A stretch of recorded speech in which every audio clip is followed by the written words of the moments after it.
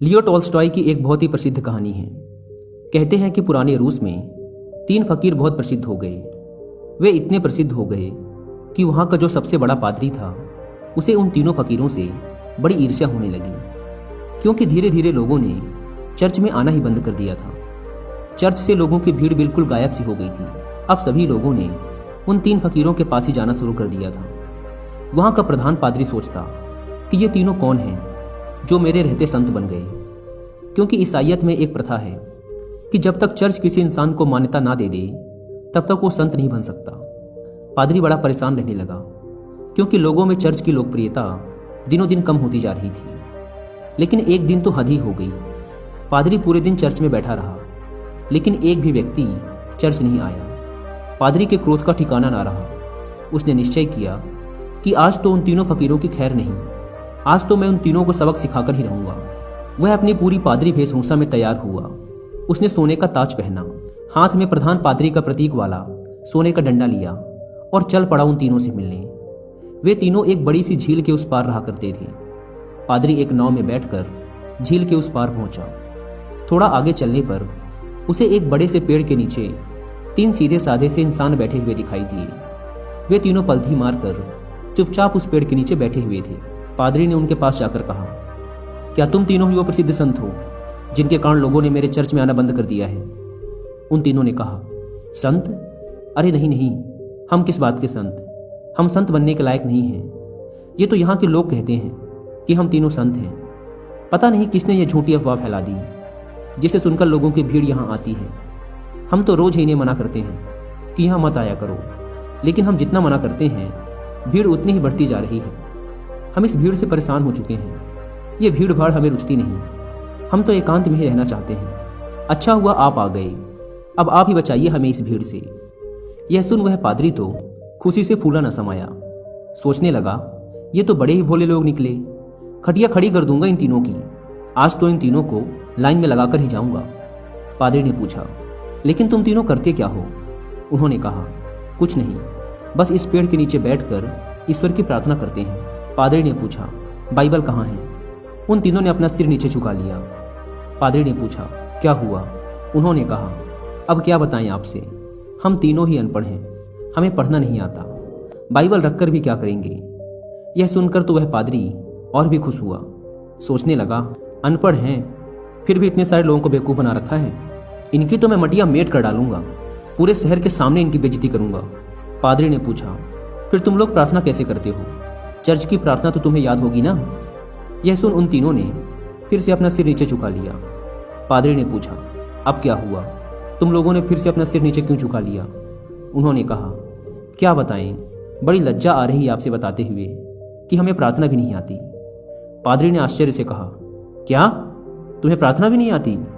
उन तीनों ने नाम में अपना सिर हिला दिया। पादरी ने कहा, फिर तुम तीनों प्रार्थना करते कैसे हो?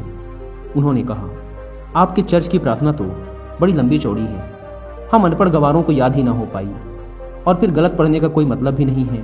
इसलिए बहुत सोचने के बाद, बहुत गणित भिड़ाने के बाद हमने अपनी खुद की एक प्रार्थना बना ली। यह सुन पादरी जोर से चिल्लाया, क्या तुमने अपनी खुद की प्रार्थना बना ली? प्रार्थना तो सर्वमान्य होती है, शास्त्रों में लिखी होती है, हजारों हजारों साल पुरानी होती है। जीसस को तो प्रार्थना खुद परमात्मा ने सिखाई थी, लेकिन तुम लोगों ने अपनी खुद की प्रार्थना बना ली। उन्होंने कहा, हमसे बहुत बड़ी गलती हो गई, हमें माफ़ करें। हम अनपढ़ गंवार इंसान, हमें कुछ नहीं पता। अब आप हमें जो प्रार्थना सिखाएंगे हम वही प्रार्थना आज से करेंगे। हम आपके पैर पड़ते हैं, हमसे बहुत बड़ी गलती हो गई, हमें क्षमा करें और आप हमें अपनी वाली प्रार्थना सिखाएं। लेकिन पादरी के मन में भी जिज्ञासा जागी कि देखूं तो इन्होंने कौन सी प्रार्थना बनाई है। पादरी ने कहा, पहले तुम लोग मुझे अपनी प्रार्थना सुनाओ। उन्होंने कहा, नहीं महाराज, हम अनपढ़ों की प्रार्थना का कोई मतलब नहीं, आप हमें और शर्मिंदा ना करें, आप हमें अपनी वाली प्रार्थना सिखाएं। लेकिन पादरी नहीं माना। इसलिए पादरी के बार बार कहने पर आखिर में वो अपनी प्रार्थना सुनाने के लिए राजी हो गई। उन्होंने कहा, हमने बहुत सोचा, बहुत विचार किया, लेकिन हमें कोई प्रार्थना ना सूझी। फिर हमें याद आया कि ईसाईयत में तो भगवान के 3 रूपों को माना गया है, इसलिए हमने इसी पर अपनी प्रार्थना बना दी। अगर आप हमारी प्रार्थना सुनेंगे तो हम पर हंसेंगे। इसके बाद वे तीनों चुप हो गए। पादरी ने कहा, अरे बताओ, नहीं हंसूंगा मैं। उन्होंने कहा, भगवान के 3 रूप हैं, इसलिए हमने प्रार्थना बना दी कि हम भी 3, तुम भी 3, हम पर कृपा करो। यह सुन तो वह गंभीर पादरी भी हंस पड़ा। बोला, जिंदगी में बहुत प्रार्थनाएं सुनी, पर ऐसी प्रार्थना कभी ना सुनी। वह मन ही मन सोचने लगा, बड़े बेवकूफ़ लोग हैं, आज तो इनकी अक्ल ठिकाने लगाकर ही जाऊंगा। इन तीनों को मेरे पास चर्च में आना ही पड़ेगा। उन तीनों ने कहा, आप हमारी छोड़िए, अपनी प्रार्थना सिखाइए, हम आज से वही करेंगे। पादरी ने उन्हें चर्च की प्रार्थना सिखानी शुरू की। उन्होंने कहा, एक बार और। पादरी ने फिर सुनाई। उन्होंने कहा, एक बार और। पादरी ने तीसरी बार सुनाई। उन्होंने कहा, एक बार और, कहीं भूल न जाएं। पादरी ने फिर सुनाई। उन्होंने कहा, एक आखिरी बार और।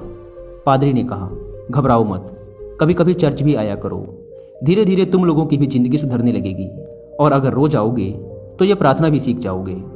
उन्होंने कहा, जी, जैसी आपकी आज्ञा। पादरी बड़ा खुश हुआ। उसने कहा, तुम लोग डरना मत, चर्च आओ, मैं तुम्हें माफ़ कर दूंगा और लोगों से भी माफ़ करवा दूंगा। उन्होंने कहा, आपका बहुत बहुत धन्यवाद, आप बड़े महान इंसान हैं। पादरी ने सोचा, चलो एक झंझट छूटी, इन मूर्खों को तो लाइन पे ले आया। वह अपनी नाव पर बैठकर वापस जाने लगा। नाव अभी झील के बीचों बीच पहुंची ही थी कि पीछे से कुछ लोगों के चिल्लाने की आवाज़ आई।